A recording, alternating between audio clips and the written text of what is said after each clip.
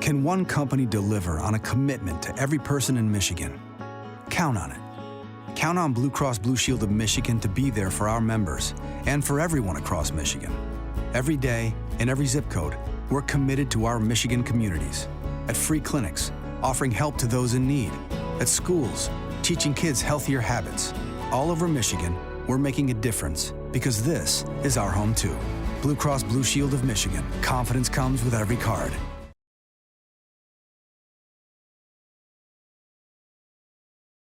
Hello, everybody, and welcome back to another episode of Weekly with Wheatley. I'm Brady Beedon. This week, we've got a special guest, guest coach on, filling in for Coach Wheatley this week, Coach Ahmed Saleh. Coach, thank you so much for joining us here at Woodbridge Pub. Glad to have you on.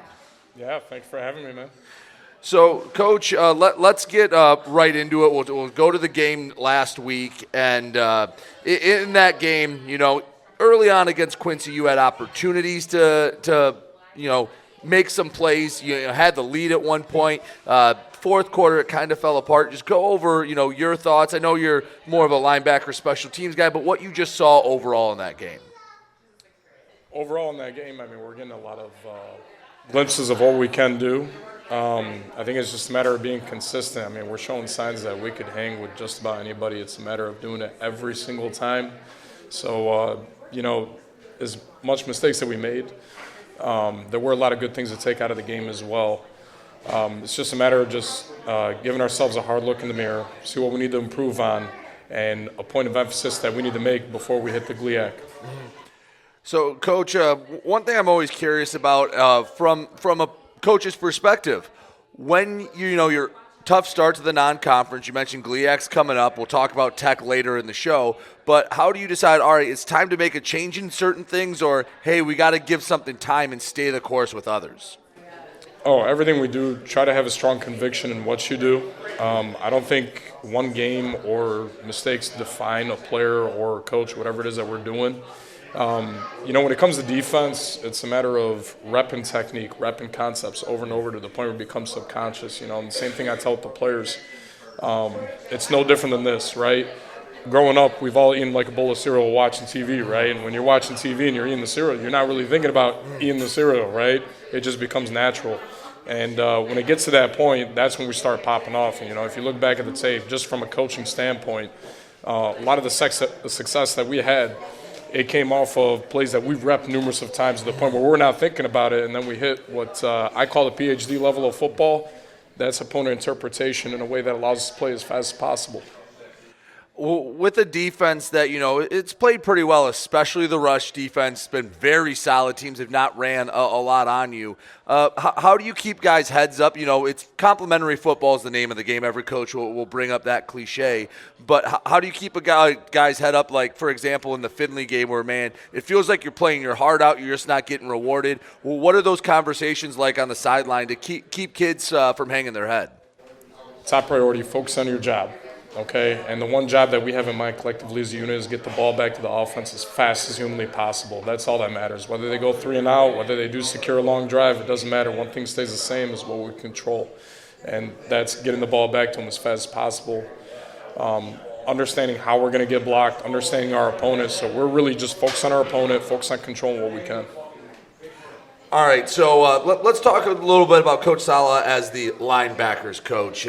First full year as the linebackers coach. What has that been like? I know you've had some really fun players here through the first month of the season that made some big plays, really going back to the first drive of the season against Tiffin with that forced fumble. What have these linebackers been like for you, and how has it been your first full season here at Wayne State? It always starts off with character and the people. Everyone's got a title, like players, coaches, even on campus, professors, all that. At the end of the day, we're just people, right? It's been an absolute joy and a pleasure to work with these guys despite all the adversity. And one thing I can tell you, when adversity hits, that's when your true character comes out. So getting to know these guys during the ups and downs, the highs and lows, I mean, they've been an absolute joy to work with, and I'm unbelievably thankful to be here. I think looking at the stats, your linebackers, they're the guys at the top of the leaderboards and tackles for the team, a lot of the stats. And, that's usually a sign of a good team is they're flying around making tackles. What makes guys like Max or Logan or anyone else that's back there as a backer that has been making plays, been able to do what they've done this season? High character individuals that are students of the game. I think my favorite thing about them is that they're so intelligent, they're so hungry to learn, and every day that these guys go to work, they go to work with the utmost humility, meaning that whenever mistakes are made, they always check the film, hey, coach, what do I got to do to get better? And they try to absorb it as fast as they can. At the end of the day, they're the ones lining up between the white lines, so their effort has been so consistent. It's a matter of just constantly repping the things that have to get to the point where they become subconscious, kind of like what I was talking about with that cereal and watching TV example. And obviously as a new coach, new scheme, all that stuff, we're going through those bumps and bruises early on, but I feel like the further that we go, the more that we stick together, knowing the quality of men that we got in our room, at one point or another it's going to pop off. So you guys had some changes on the defensive side. Obviously, you were new. Coach Garland new on the D-line. Coach Antoine Robinson, though, he stayed around now as the D coordinator. How quickly did it really take for you guys to get all on the same page and get the defense to mesh? Because even in the Tiffin game, the scoreboard didn't say it, but I thought you guys played a decent game that night. And obviously, Finley, lacrosse, you guys were bending until the fourth quarter. The numbers got a little out of hand. But what was it about everything that made you guys click so quickly? From day one, it was like a match made in heaven, I like to call it, and I joke with him to this day about it. Even though we didn't work with each other in the past, we come from two totally different systems, right? He's more of a two-high guy. I grew up under some single-high guys, right? And when we got together, it wasn't my system's better, your system's better. It's, hey, man, let's combine what we got. Hey, let's build on what you got, and let's see how we can evolve this scheme. Like, this is probably the best thing in the world is that we got guys from different backgrounds, and we found out that we could complement each other. And on top of that, coaching aside, talk about personalities mesh, right? We got the kind of defensive staff where you'll see guys like hanging out outside of football. When you got that kind of chemistry, we could challenge each other every single day because we both share a common ground and that we got a growth mindset, right? Hey, let's challenge this idea. Hey, this might be a good idea. I agree with you. I disagree. And disagreements are healthy, But there's always justification. We always talk about it. We approach everything with the utmost humility. Nobody here has an ego, And when you got that, that's when the scheme flourishes. And if you look at some of the results that we get, like in the run game, for example, like we talked about, that's a result of that product. And then that resonates with the players too. They absorb it. They feel it. The vibes are immaculate. And despite all that adversity, everybody loves each other. We will go to war for each other. The chemistry is there, the foundation is there. It's just a new system, guys growing in that system, new faces. So slowly but surely we're coming together, and we're starting to see that on film. Even our interactions in the building. I've never been part of a team with such phenomenal chemistry with guys getting along. I'm telling you, it's just a matter of time before it's really going to pop off. So, Coach, I want to ask you a little bit about your background. You've had a wealth of experience already, and at a lot of different levels. Basically any level of football, you've had at least a cup of coffee there to see how it's run. What are some things that are the same? It doesn't matter if it's a high school or professional level. And what are some things that people might know that are different between each level of football? Well, first thing that stays the same: ball is ball. It always falls back to hands, eyes, feet, effort, toughness, controlled aggression. Schematically, I think the biggest difference, I'd say it comes in the details and the way at which you're getting attacked. Like, in the NFL, everybody has so many gimmicks, and you got like a different variety of players. So there's definitely like a million ways you could get attacked. So the rules and technique are a little bit different. In college, it's a little bit more concrete. Things that do overlap, at least with X and O's wise, I would say the technical aspect and the way at which you execute a system, right? For example, everybody in the country runs cover three. It's the way at which you run cover three, the rules that you designate for certain players. How far can we go with these guys? And I got to tell you, with the linebacker group, I feel like the sky's the limit. Again, it kind of falls back to reps and all that stuff. So I've been absolutely blessed and fortunate, not only to be in the NFL, but grow up around guys that have been producing consistently some of the top defenses that you see in the NFL right now. You know, like if you look at the 49ers, you watch Fred Warner, we try to emulate all that stuff. You know, those are the guys that have been around, and some of it you could see in the players and the way at which they play, the way they fit the run. You know, the way they tackle, the way they drop in coverage. You know, you look at a guy like Logan McGraw, you look at Max Edwards on film, even Martell. You know, they're patient. You can see they're analyzing. They get to their fits. The question is, can we get him to do it every single time? And that starts with us as coaches and simplifying it and doing things with the utmost conviction.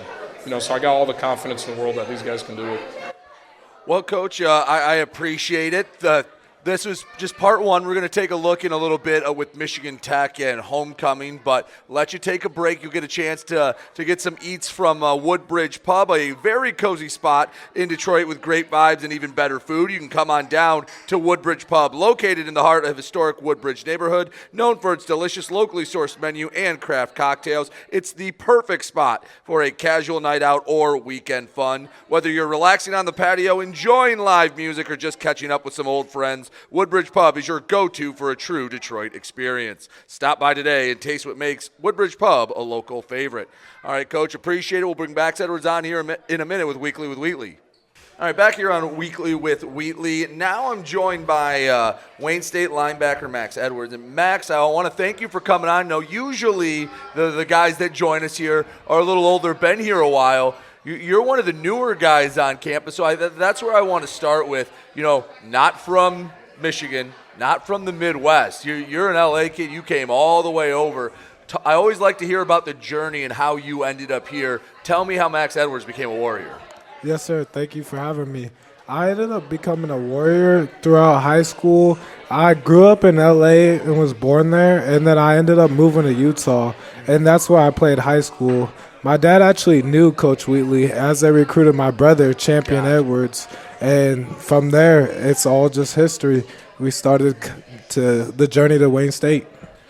So how is it playing with older brother, with Champion? You know, you go L.A. to Utah to now Detroit. What was that like, just going to a completely different part of the country? I mean, did you really know anything about Detroit or Wayne State before you got here? And then once you got here, what has that been like, you know, getting assimilated to the city of Detroit? I didn't really know much about Michigan and Detroit, and especially Wayne State, but being able to come here with my brother has helped a lot. And being here, it's been great. It's been nothing but a dream come true to play college football.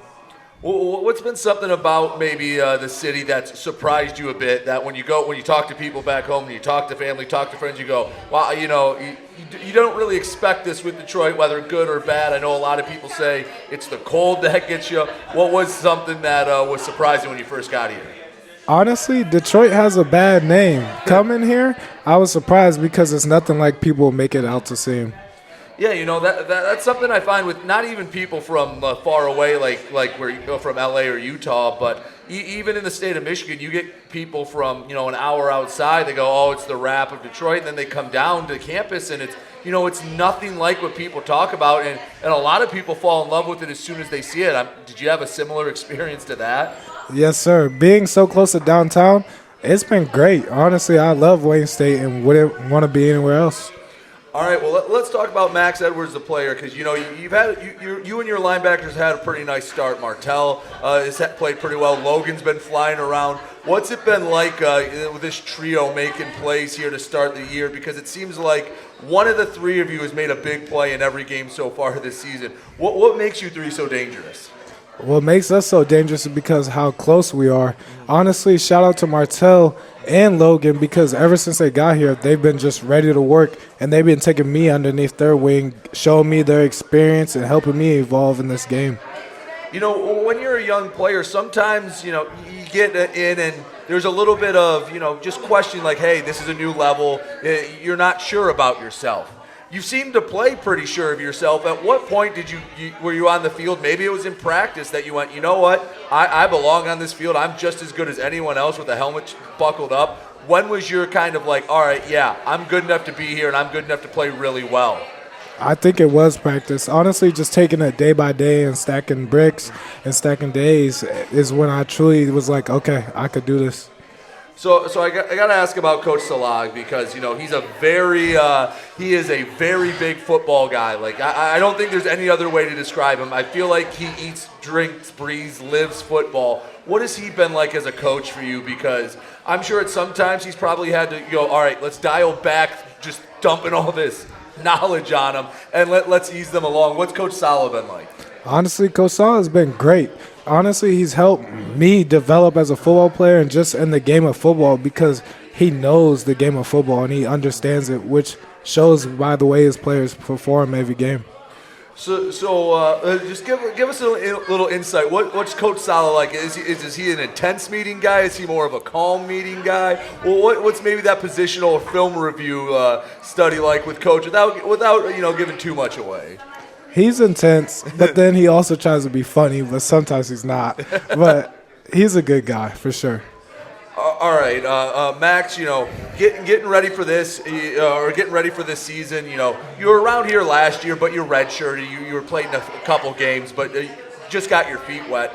Coming up now, where's one spot that maybe you're excited to play at around the GLIAC, or one spot that you played at already this year or last that you're like, ooh, that was pretty cool. That was a fun spot to go and play. Gotta say Grand Valley. Being there last year as a true freshman, we gotta go back there and go get one. I always like that. So, Max, I know it's early into your college career, but what are you here studying? What do you want to do whenever you hang up the cleats? I'm studying exercise science. If football doesn't work out, I want to be a doctor or maybe something along physical therapy. All right, well, I know you picked a good spot to go for that. I mean, obviously, Wayne State has great medical programs. So, of course, I hope football works out for everyone. But even if it does, at some point, you're going to have to hang up the cleats. So you said doctor physical therapy. Would you want to still work with sports, or do you have a specific idea in mind if and when you enter the medical field? Yes, sir. So I'm actually debating between oncology and staying with football and staying with sports, which is why I'm interested in the physical therapy aspect. Well, that's great because there's been so many former Wayne State football players that have gone into that. I've had former teammates that, have gone on to PA school or become doctors or things like that. Are there any teammates, whether I guess you can go both ways in football or with your major, that have helped you out? Because going into, med school can be kind of daunting. It's not an easy task. That's why not a lot of people do it. Has anyone helped you on either side, whether football or in school? Yes, sir. Quincy Salters, honestly, he's a great role model, 4.0 kid, and he's going into the same major, same medical field, and he's been a great help. So I do want to ask about Quincy because obviously, unfortunately, took a pretty bad injury in week one. What for people at home that have never really experienced that, what's that like on the sideline seeing, you had three captains. He was one of them. And basically you blinked and he's done for the year. What was that like, having a leader go down, but knowing that, hey, we got to go refocus and play this game? And how has he been, since then? I know obviously a captain, you still want to be around and lead. What was that whole experience like? It sucks. You never want to see that, especially from a teammate. And honestly, him being gone, it just gives us something to fight for. Like, we want to go do this for Quincy. We want to be better for Quincy because of the role model he was for us. All right, so I know homecoming's coming up, but you had a long road trip to Wisconsin. You're going to have a couple more longer ones. Chicago's not too bad, but Marquette's going to be the tough one at the end of the year. Well, what's Max Edwards doing to kill some time on the bus? Because I know it can feel like those minutes take hours to go by when it's 2 a.m. and you're still 3 hours from home. Well, what's Max doing to kill time on the bus? I usually watch some film, but I'm a big music and sleep guy. Yeah? Yes, sir. So I'll just sleep the whole bus ride if I can. See, I was the same way. You bring a nice pillow, you get your headphones on, you just let your playlist go, and you sleep, and you hope when the stop is you're back at Tom Adams or you're wherever you need to go, whether it's Lacrosse, Marquette, Houghton, hoping that you can just sleep that trip away. It's the only way to go about it in my mind. Yes, sir. I agree. All right, Max. Well, I appreciate you coming on. I hope you enjoy everything here at Woodbridge Pub. And you know what? Let's see you fly around. Keep making plays against Michigan Tech for homecoming. Should be a big crowd. Should be a fun atmosphere. Yes, sir. All right, Max. Thanks so much. We'll have Coach Saleh back in just a minute here on Weekly with Wheatley. All right, Coach Ahmed Saleh joins us once again here on Weekly with Wheatley. Coach, you get the honor of looking forward to homecoming in Michigan Tech. I know you are very familiar with Michigan Tech. You have a lot of Uper roots up there. So this Tech team has gotten off to a pretty nice start. I know they stumbled last time out against Upper Iowa, but this is a Tech team that you guys are going to have to buckle your chin straps. They're going to be a pretty darn physical Husky team ready to come down and steal a homecoming win. You know what? Much respect to them, their coaching staff, their tradition and culture within the program is absolutely phenomenal. I mean, if you look at their coaching staff, most of those guys are Michigan Tech guys. Even their special teams coordinator, last I checked, that's one of the best rushers in program history. You know, and the head coach, he's a Michigan Tech guy as well. So they know how to instill the pride, the tradition, the culture. They know everything about the program inside out. So it's going to be definitely an exciting challenge. So I'm guessing Tech hasn't changed a lot from when I played in the last handful of years I've been doing the broadcast for the game. It's going to be a team of a bunch of big, strong guys that are going to beat you up and try to wear you down to a pulp. They're going to be fundamentally sound. They're not going to beat themselves, and it's going to be basically a trench warfare for 60 minutes. Is that basically what we're going to see on Saturday? I think that's something we should see every Saturday. You know, football in its purest form, it's it's a game of I'm tougher than you, I'm stronger than you, I'm faster than you, I'm mentally stronger than you. So, you got to be clicking on all cylinders when you play a team like this because they definitely showcase it on film. And knowing of their coaches, there's no doubt those values are going to be instilled in them. And knowing the quality of our staff, knowing the quality of character in our team, there's no doubt in my mind that we're ready to put up a fight. So from the defensive point of view, how important is it for guys like Max Edwards, Martell Williams to be very disciplined? Because, Tech is going to be a team that they're going to look for a small opening. It might be 2-yard gain, 4-yard gain, but then they're going to try to hit the big one by getting someone slightly out of the gap. How important is that, and how do you get your guys ready? I might go back to the cereal analogy, but how do you get your guys ready for a team like Tech with a lot of eye candy and looking for one small mistake? You know what? I'll put it like this. It kind of falls back on our foundation of football IQ. We got 3 levels in our linebacker room, and really the whole defense. Football 101, I call it the bachelor's degree level of football. These are the guys that understand the general concept, right? Like your cover 3, cover 4. Then we get to 301. I call that the master's degree level. These are the guys that understand the technique within the coverage, right? So, like, if I told Max, hey, you're a flat defender in cover 3, he'll be able to relay it, call, alignment, key, execution. And then you got the PhD level. This is where we have to absolutely dominate against a team like Michigan Tech. It's opponent interpretation. So I know the concept in 101. I understand my technique as to how to execute it based on how I'm getting attacked. And then 501 is understanding my opponent. Why are they blocking me like this? If this guy tries blocking down or this lineman pulls, what does that tell me about my assignment? What does that tell me about who's blocking me? What technique do I want to apply when this guy's blocking down on me? Like, there's just a lot of, specific details that go into it. And what Michigan Tech has shown on film, how they're just attacking every which way possible. And you look at number 15, right? Alex Bueno, I believe his name is, the quarterback. He will tuck in and run just as much as the running back. So we got to just make sure that we are absolutely dominating that PhD level that I'm talking about on both sides of the football. So it is everything. Well, you mentioned both sides. How important is special teams? I mean, I know overall in general it's going to be important. You look at a chart starting at the 35 compared to the 20. It is a huge difference in expected result and average points per possession, things like that. But especially against a disciplined team like Tech, how much is just I guess not making a mistake on special teams? Because sometimes just catching the ball and not taking a penalty can be a win on special teams. In my eyes, I think special teams is the fastest momentum shifter. Some people say it's a quarter of the game. I think it's all quarters of the game. And, it could set the tone. It is the ultimate tone setter for the offense and the defense. And in a game like this, without a doubt, special teams plays a very strong role in momentum, making sure that we flip the field. If these guys want to run the ball, ground and pound, right, we got to make sure that we put them as far back as possible. We got to make sure our coverage is on point. We're applying phenomenal technique, not just one guy, 2 guys, but all across the board, which, I think this week of practice we did a really good job of cleaning up.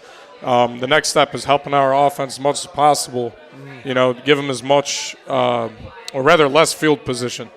Try to gain as much ground as possible to alleviate the quarterback in the pass game, the run game, all different factors. So, yeah, it's definitely a big portion of the game. All right, so it's homecoming for Wayne State this weekend, and I know all the great athletic staff we have out here watching, they love that part. Homecoming's great for the festivities, but I always feel like from a coach's perspective, homecoming, yeah, that's great, but it feels like it's a lot of distractions, other things going on. From your side, I mean, obviously for the fans, it's awesome for alumni to come back and see the team. But from your perspective, homecoming, is it something that helps get the kids motivated? Is it something that can be a distraction? Or is it just something that's kind of on the side that never really plays a factor? Even better, I think it's something to embrace. You know, when it comes down to homecoming, you're talking about the whole university, everybody that's involved in everything that we do. You think about our phenomenal administration.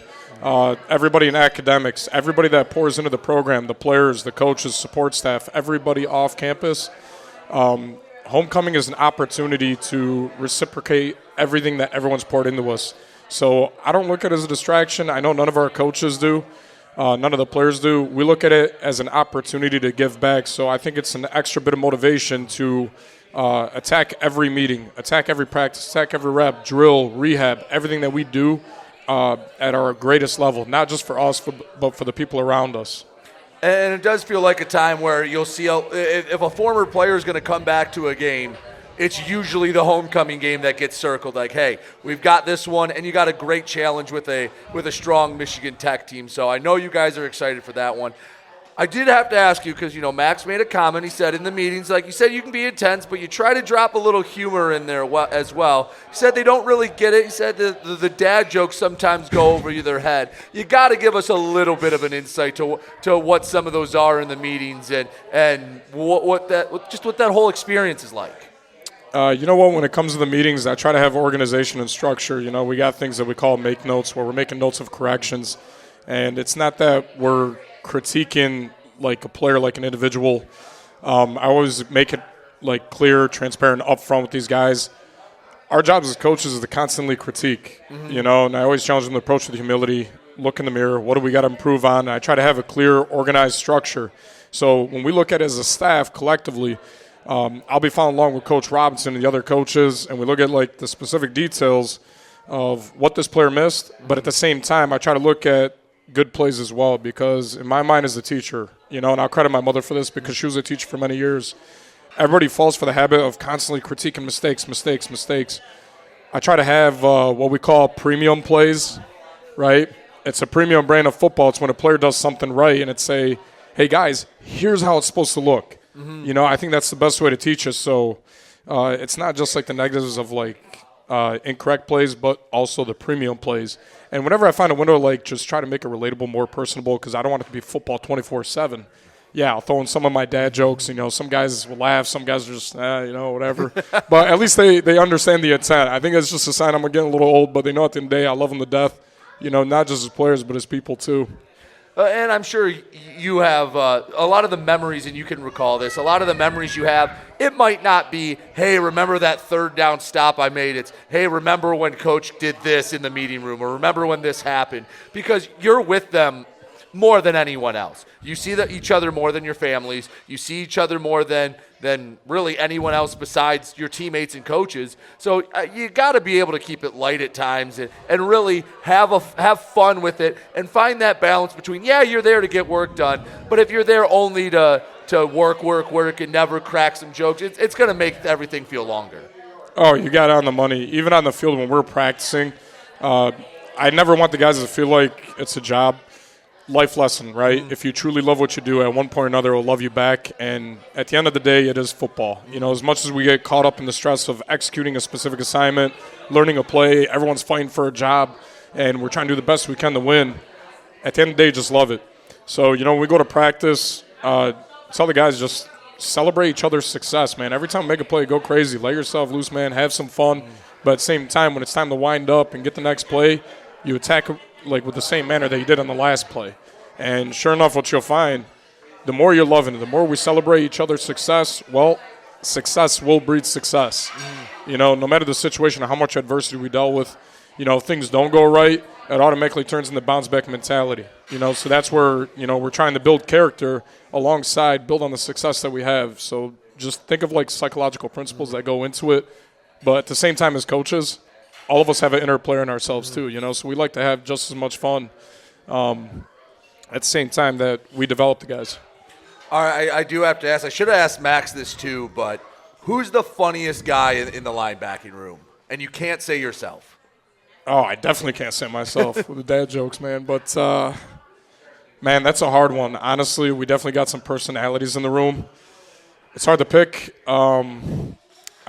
I would probably have to say Logan McGraw just because he's so authentic. You know, he's so himself, and he's such a passionate football player. But, you know, you get a little bit of something from everybody, and when you got that, it creates better camaraderie.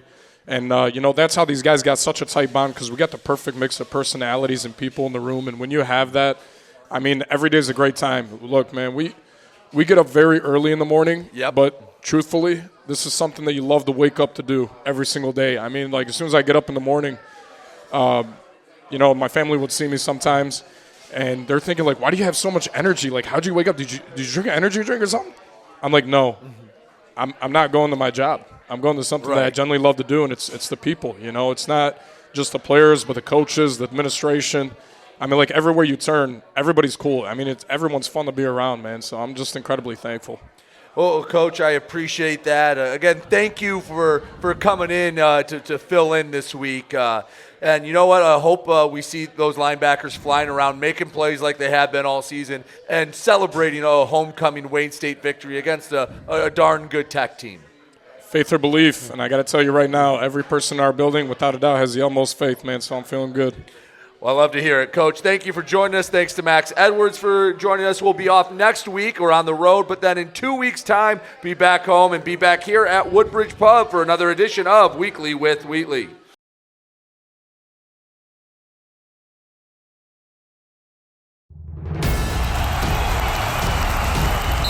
It's me, your PSCU finance coach. Here at PSCU, we're a team. When you refer a friend to PSCU, they get the best credit union ever. And as a member, you get a sweet cash bonus. It's like telling your buddy about the best spot in the stadium to grab some nachos, and he gives you the first chip. Delicious. Cash referrals. Bank better. Together with Public Service Credit Union.